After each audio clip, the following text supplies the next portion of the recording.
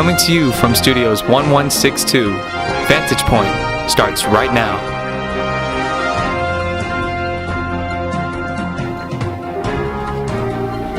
Hello Eagles, and welcome to Vantage Point, where we see you. I'm Tina Dang. And I'm Kazia Cook. Here's your latest news. The class of 2018 was approximately 9 years old in 2009 when the light rail drew a line through the Beacon Hill, Columbia City, and Rainier Beach neighborhoods. The new train brought easy access to downtown and the airports, but also brought more white people. Now here's reporter Ruth Mulugeta with more. Thanks, Tina. It seems like gentrification has been changing South End communities right before our eyes. Local business owners, students, and staff have all seen the changes happening within their neighborhoods.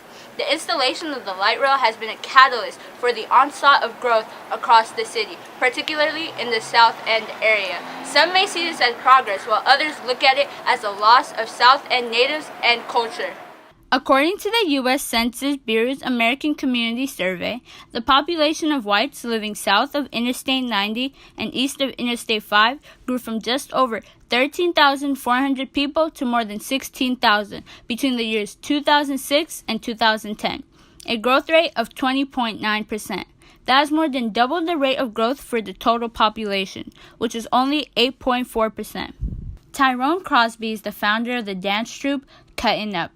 The choreographer and his group have danced at venues all over Seattle, particularly in the South End. When Crosby decided he wanted to open up his own studio, he found it difficult to find an affordable space. I've been dancing in Seattle like my whole dance career, my whole life, and so of course I wanted to keep it in Seattle, but it was just too expensive, everywhere I looked was just so expensive to maintain, and they had all these rules and regulations. It was just a lot harder to find space of my own in Seattle. So I decided to look a little further south, and I looked in Kent and I looked in Des Moines, which I finally opened up my location in Des Moines. And even with that, due to gentrification, it seemed like it still made sense because all of us are out there anyway. Rain Concept Salon is a black-owned shop on South Ferdinand Street in Columbia City, catering to African Americans as curly hair specialist for 8 years. The owner, Turner Yarbrough, employs several stylists who focus on black hair but can work with other hair textures as well. When asked about his take on gentrification of the South End, Yarbrough says he embraces it. He said there are 3 other successful black-owned businesses in Columbia City: Allstate Insurance, Columbia City Fitness Center, and Island Soul Restaurant. In addition to mutual success, the businesses also support each other and work together in a community-driven way. Gentrification isn't as kind to some people as it is to others.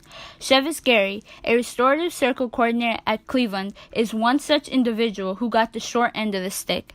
Gary was a resident of Columbia City before leaving for reasons that stretch beyond economics. Conversations where I would hear people here at school say it, and it was usually white people, and I would definitely hear it all throughout the community where you start telling them about where you live. And when they find out you live in Columbia City, they're like, "Oh, Columbia City, oh, I hear it's getting better. Oh yeah, oh, it's really cleaned up, hasn't it?" And they say it with this connotation where if you're aware and conscious, what they're actually saying is, "Oh, there's not so many black people who are committing crimes in that neighborhood. That you feel safe now." But in my head, I was always safe. What isn't safe for me is a neighborhood of people who don't look like me. That makes me feel like I'm not safe. With gentrification so widespread in South Seattle, it was only a matter of time until it influenced Cleveland students, many of whom live in the 98118 area code and Beacon Hill. This is Ruth Mulugeta from Vantage Point. Back to the studio. Christmas is just weeks away, and some stores have been pushing the holiday since Halloween. We sent reporter Molly House into the hallways to find out what gets students into the holiday spirit. Molly? What song gets you in the holiday spirit? All I Want for Christmas by Mariah Carey. What's your favorite holiday food? That's a hard one. I like ice cream. Just peppermint ice cream. That works. Sure. What song gets you in the holiday spirit? I think the song Sleigh Ride by Amy Grant. What's your favorite food to eat during the holidays? It's called lefse. Oh, I've had that. It's like a tortilla, but it's made out of potatoes, butter, and cream. 3 wonderful ingredients. What song gets you in the holiday spirit? Jingle bells, jingle bells, jingle bell rocks. Jingle bells swing and jingle bells ring. Woo! Dancing and prancing and jingle bell square. That's the frosty air.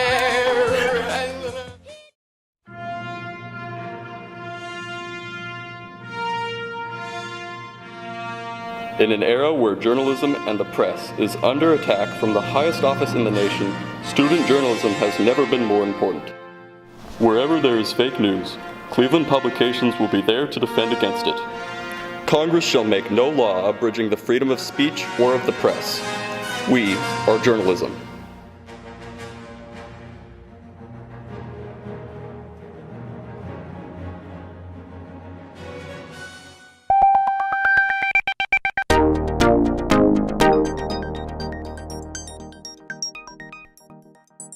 On November 17th, Cleveland held its last Friday assembly to recognize students who represent the school's motto, Spirit, Unity, and Progress.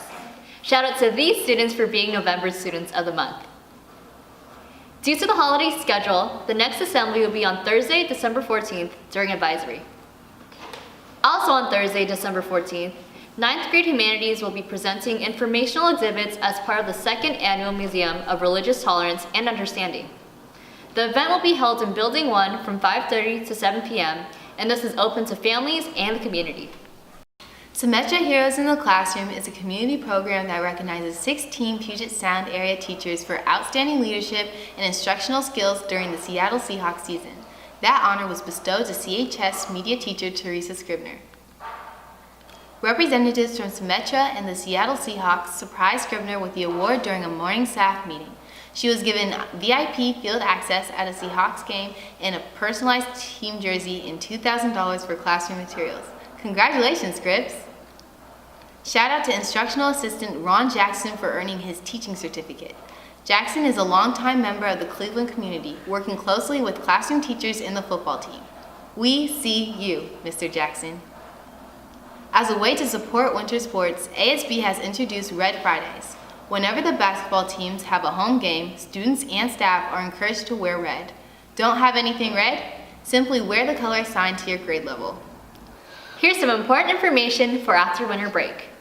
On January 10th, CHS will have a What's Up Wednesday in preparation for the Martin Luther King Jr. holiday. What's Up Wednesday offers students a chance to experience a different day of learning that centers around the school motto, Spirit, Unity, Progress. On Friday, January 19th, Cleveland will hold its 3rd annual Seattle's Got Talent Showcase. The citywide talent show is one of the school's biggest events, attracting participants from Seattle and surrounding areas.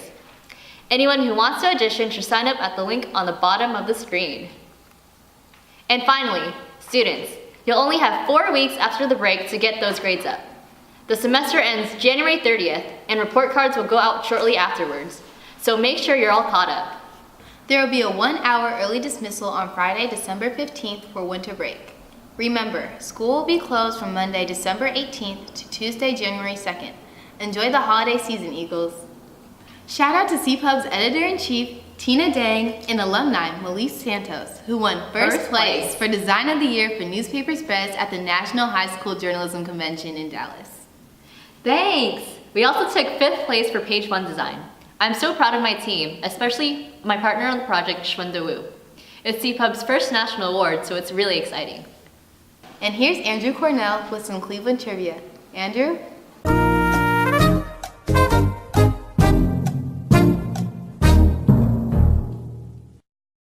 Hello Eagles, it is time to hatch another nest egg. We'll be hitting you with Cleveland trivia and test your knowledge about the school. I'll give you a question and I'll come back later in the broadcast to give you an answer. Here it comes! Do you know how to clean up your messes when you leave trash all around campus? Can you name at least one of the custodians? I'll give you the answer after the weather forecast. How's it looking out there, Teeny?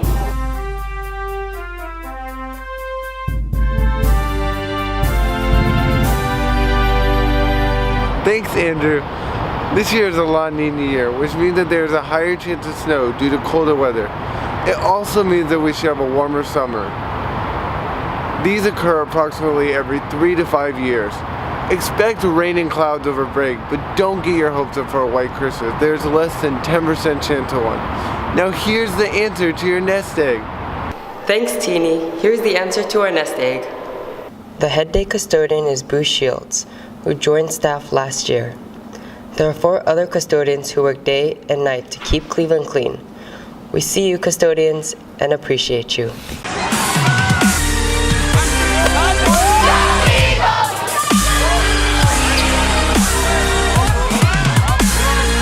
What's up, guys? It's Wet Eckelberg here, and welcome to Squaw! The winter sports season officially kicked off on November 30th, and the season's already off to a thrilling start.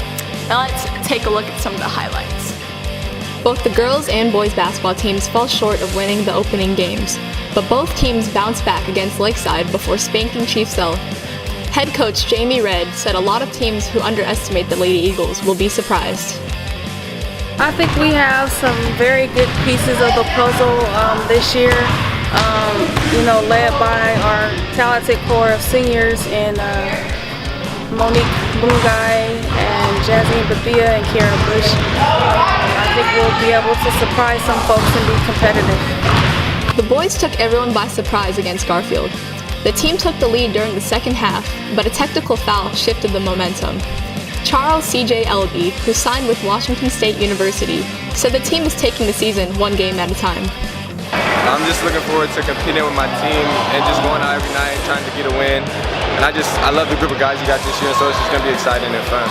Although the swim team lost several top performers, the Eagles have recruited a strong group of young swimmers, and while they are excited to compete, they are also looking forward to bonding as a team. Wrestling started their season with a dub against Garfield and Franklin. Now we're not going to say anything about it, but cheerleaders, that was squawsome. Also, be on the lookout for the PTSA at the next game to purchase your raffle tickets to win a Mercedes-Benz. Yup, you heard me, a Mercedes. Check out Cleveland Publications' Facebook page for more details. Until next time, this is Wen Eckelberg. Back to the studio. Well, that's it for this episode of Vantage Point. But before you go, we want to wish everyone a happy holiday season. We'll see you in January. Until next time, I'm Kazia Cook. And I'm Tina Dang. Stay fly, Eagles. And keep soaring on.